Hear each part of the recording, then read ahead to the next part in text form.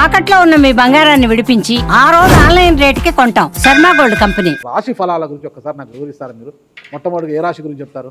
తప్పకుండా. ఇప్పుడు ఇది మనకు వచ్చేది 2025 ఆంగ్ల సంవత్సరాది.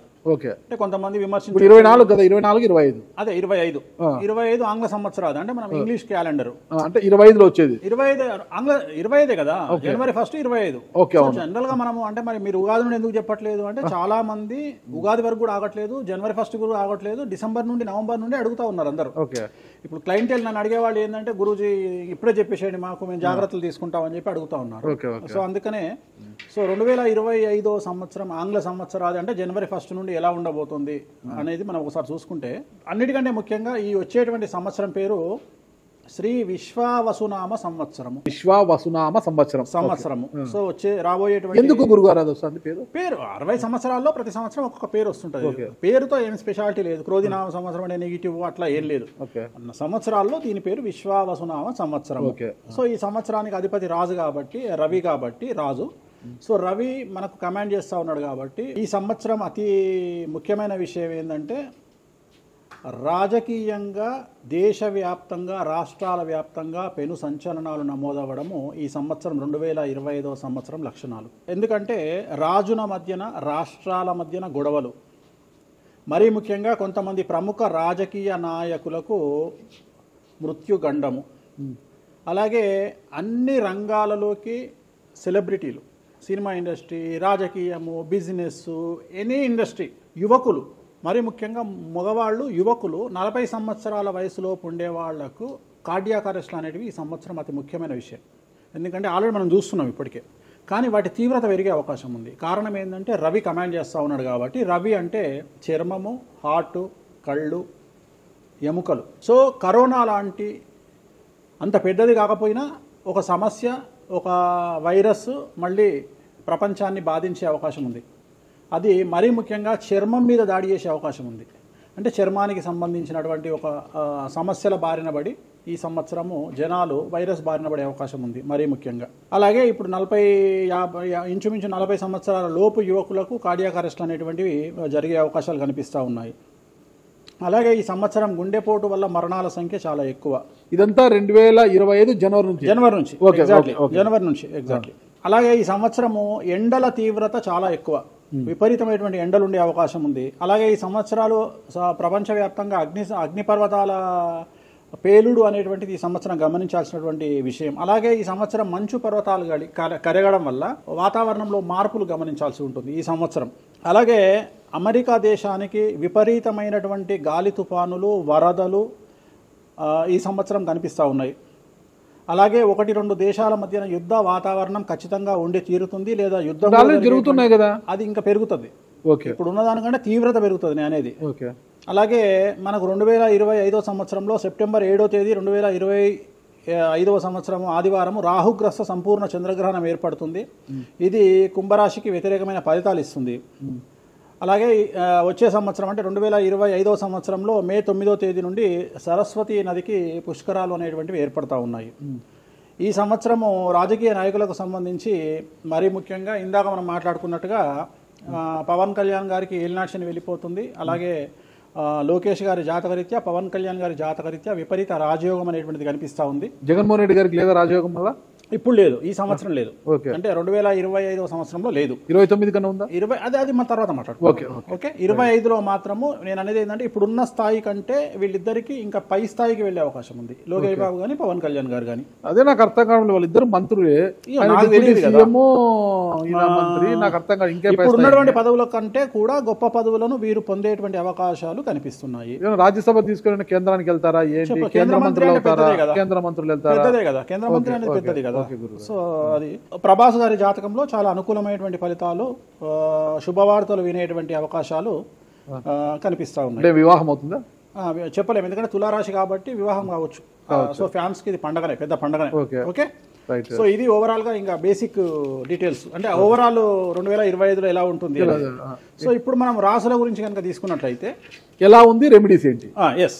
సో ఈ సంవత్సరము మేషరాశి జాతకాన్ని విశ్లేషించినట్లయితే మేషరాశి వారికి ఆదాయం 2, వ్యయం 14, రాజపూజ్యం 5, అవమానం 7. ఈ సంవత్సరము మార్చి 29వ తేదీ నుండి అంటే 2025 మార్చి 29వ తేదీ నుండి ఏలినాటి శని ప్రారంభమవుతున్నది. ఎవరైతే 24 సంవత్సరాలు నిండి ఉంటారో అబ్బాయి కానీ అమ్మాయి కానీ వాళ్ళ జీవితంలో పెను మార్పులు సంభవిస్తాయి. మరీ ముఖ్యంగా తల్లిదండ్రుల్లో ఒకరికి ప్రాణగండం అనేటువంటిది లేదా ఆరోగ్యపరమైన ఇబ్బందులు, అలాగే పోలీసు లేదా కోర్టు కేసులు, సమాజంలో సంఘంలో చెడ్డ పేరు రావడం, ఉద్యోగంలో బదిలీలు, బంధువుల వలన సమస్యలు, వాహన ప్రమాదాలు ఏర్పడే అవకాశం ఉంది. అలాగే విద్యార్థులకు విదేశీ యానము మరియు చదువులో ఉత్తీర్ణత, అలాగే ఉద్యోగం లేని వారికి ఉద్యోగం రావడము, అవివాహితులకు వివాహయోగ సూచనలు మరియు సంతానం లేని వారికి సంతాన ప్రాప్తి, అలాగే వ్యాపారస్తులకు విపరీతమైనటువంటి లాభాలు కానీ ఇన్కమ్ ట్యాక్స్లు లేదా జిఎస్టీల పరంగా సమస్యలు ఏర్పడతాయి. అలాగే రైతులకు ఆశించిన దానికంటే దిగుబడి రాబడి పెరుగుతుంది. మూడవది మిథున రాశి. 2025వ సంవత్సరంలో మిథున రాశి జాతకంలో కనుక విశ్లేషిస్తే ఆదాయం 14, వ్యయం 2, రాజపూజ్యం 4, అవమానం 3. ఈ సంవత్సరము విపరీత రాజయోగం అనేటువంటిది మిథున రాశి జాతకులకు కనిపిస్తోంది. ప్రతి పని కలిసి రావడం, ధన రాబడి, వ్యవహారములయందు జయము, ఉద్యోగాలయందు అభివృద్ధి, బుద్ధి బాగా పనిచేయడం, కోర్టు వ్యవహారములయందు లాభము, జయము, అలాగే గురుబలం వల్ల చెడ్డ పేరు పోయి మంచి పేరు రావడం, జనాల్లో విపరీతమైనటువంటి పేరు ప్రఖ్యాతులను పొందడం, మరీ ముఖ్యంగా రాజకీయ నాయకులకు, వ్యాపారులకు, సినిమా పరిశ్రమ వారికి విపరీతమైనటువంటి పేరు రావడం ఈ సంవత్సరం కలిసి వస్తుంది.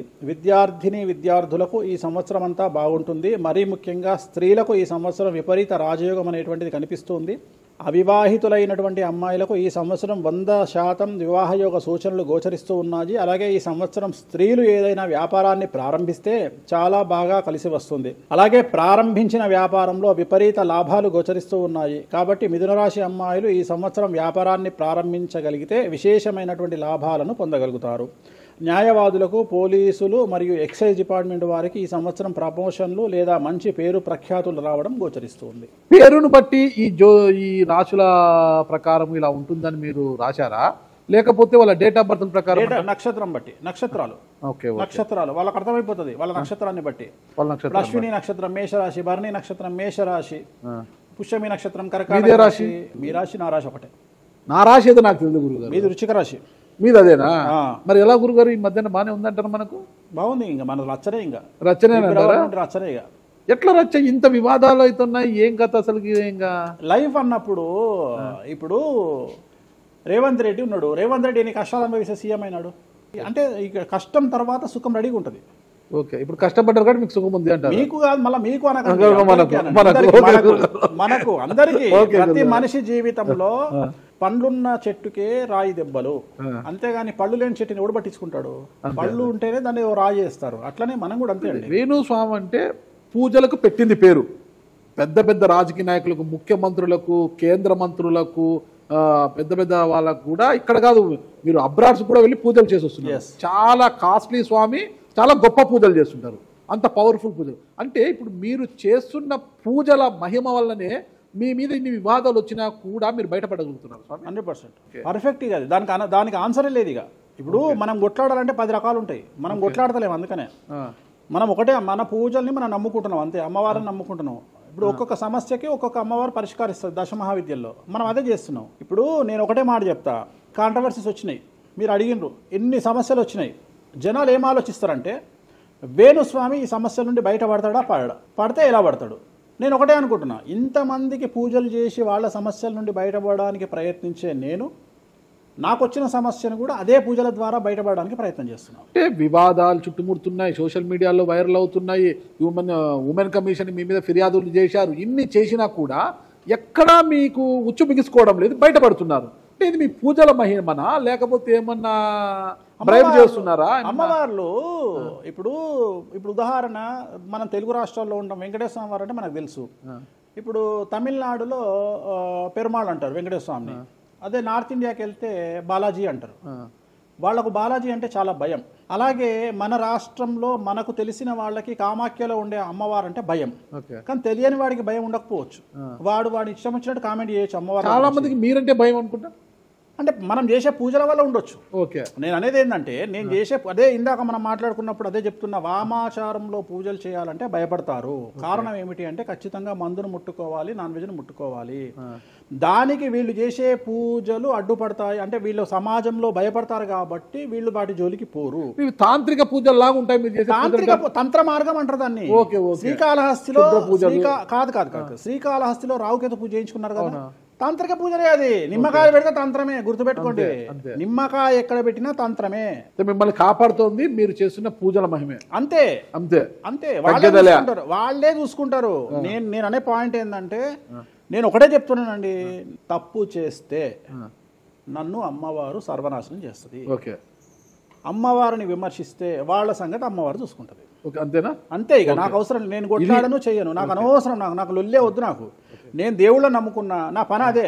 నాకు హిమాచల్ ప్రదేశ్ కామాఖ్య కాకపోతే, బాగాలముఖి కాకపోతే, తారాపీఠ పోతే, ఇప్పుడు మన తారాపీఠ పోయి వచ్చిన. చాలా మందికి తెలియదు తారాపీఠ అని కలకత్తా నుండి 300 కిలోమీటర్లు ఉంటుంది. మీరు కావాలంటే గూగుల్ చేయొచ్చు. తారాపీఠ అని అమ్మవారు అండి. ప్రతిరోజు శ్మశానంలో ఉంటుంది అమ్మవారు, ఒరిజినల్ శ్మశానంలో ఉంటుంది. ప్రతిరోజు అమ్మవారికి ప్రసాదం అంటే డెడ్ బాడీ దహనం అయినాకనే అమ్మవారికి నైవేద్యం పెడతారు. అంత పెద్ద ప్రసిద్ధమైనటువంటి దేవాలయం. అమ్మవారు శివుడికి పాలిస్తూ ఉంటుంది. తారాపీఠ అంటుంది దాన్ని. శ్మశానంలో ఉంటుంది. ఆమె జనరల్గా ఎవరైనా సరే ఎందుకు పూజ చేస్తారాగనంటే, జీవితంలో మనం వెళ్తూ ఉన్న సందర్భంలో సడన్గా స్టక్ అయినామనుకోండి, బౌన్స్ బ్యాక్ అవ్వడానికి పనిచేస్తుంది. అంటే ఉదాహరణ, ఒక ముఖ్యమంత్రి స్థాయి వ్యక్తి ఓడిపోయినప్పుడు, ఒక మంత్రి పోయినప్పుడు, ఒక ఐఏఎస్ సడన్గా తన జాబ్లో డిస్టర్బెన్స్ వచ్చినప్పుడు, ఐపీఎస్ డిస్టర్బెన్స్ వచ్చినప్పుడు ఈ పూజ కనుక అమ్మవారిని దర్శించుకుంటే ఒక్కసారి మళ్ళీ వాళ్ళు బౌన్స్ బ్యాక్ అవుతారు.